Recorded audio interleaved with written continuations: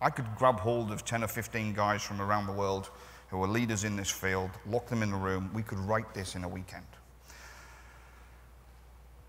Unfortunately, our objective really isn't to write the best document we can as fast as possible. Our objective is to cross the finishing line together, all 26 countries, pretty happy with the document we've produced. Inherently, it's going to be a compromise. There will be people who don't get the things they want in there.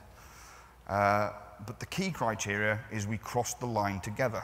And I spend most of my time as chair explaining to all the countries who want to write it tomorrow that we have to cross the line together, because that's the important outcome.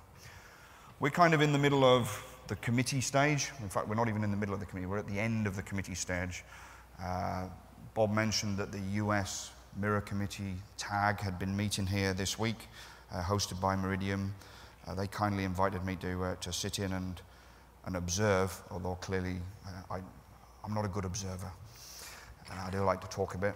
But they've been discussing what they're happy with, what they're not happy with, what their fallback positions are. That's fine. The key thing is the US is actively engaged in this process. This process is being led by 26 countries who are all kind of at the forefront of asset management.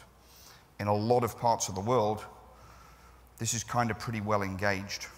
So at the moment, from a US perspective,